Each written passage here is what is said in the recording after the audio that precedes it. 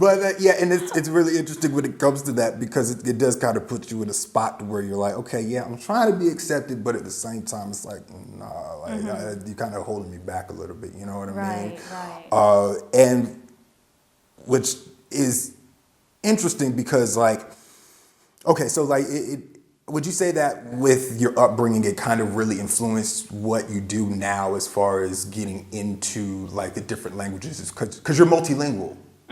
But only in English and Japanese, though. We're gonna get to that in a little bit, but we're gonna get that in a little bit. But now because if I'm correct, you're a translator from what I remember. Yeah, so my main work, aside from modeling, was in public relations. So I did a little bit of in-house PR for a German chemical company in the past, and then I worked for a European PR agency.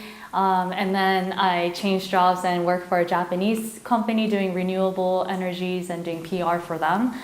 So my corporate career has been public relations, but at the same time I was also doing like freelance translations and teaching people English because I've always liked to kind of help people expand their views by speaking in English because that's what it did for me.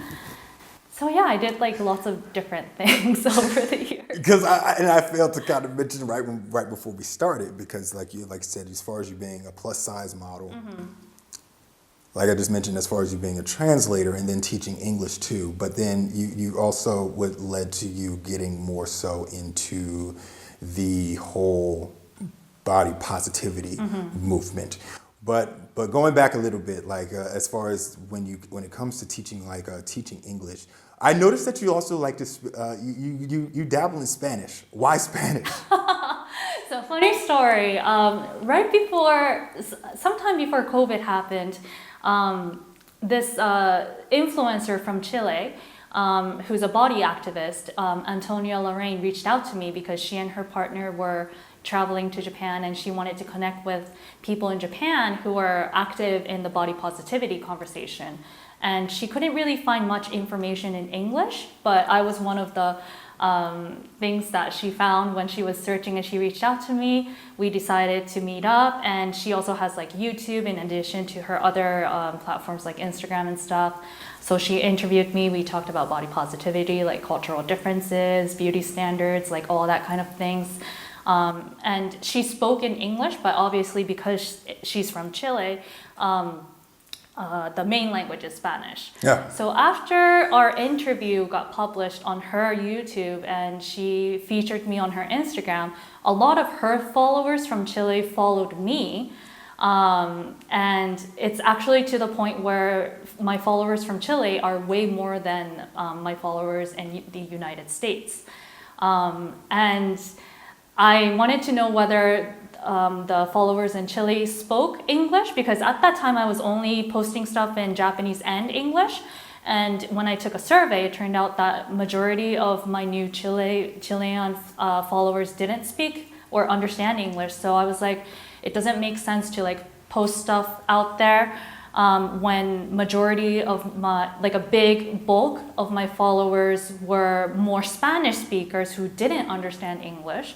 And I wanted them to kind of also be more involved and feel like they were being included in the contents that I post. So that's how I started off posting Japanese, English, and Spanish. And I did take Spanish for a little bit when I was in 7th grade in the States. So Spanish has always been kind of like a interesting language for me. I always studied it in college. I also studied it in college as well. But I did really, really horrible. Got the lowest grade possible for me to get a credit. So it was also a good kind of recap for me to also start relearning Spanish, just like little words and phrases. I mean, you still have it. I mean, you got it. It seems like you got it down pat. Because, like, you know, like I've been paying attention to like you on social media. I'm like, she uses pretty much 3 languages. I wouldn't have known if you didn't tell me that. Like, you're like, so many people misunderstood. I feel so bad. They're like, oh, you speak 3 languages, and I'm like, no, Spanish. I use auto translate. What would you say that you still learn? You kept learning the language based upon like your following that like in Chile. Would you say that it got better from that? I definitely know more words than I used to. and I'm able to understand written Spanish a lot more, but I still cannot put the sentences together. It's kind of the same thing for me. Like, reading is no big deal, but when it comes to like actually speaking it, it's like, oh yeah, I need to do a little bit more practicing with my conversation and mouth exercises. It's difficult, isn't it? If you want to look at it that way.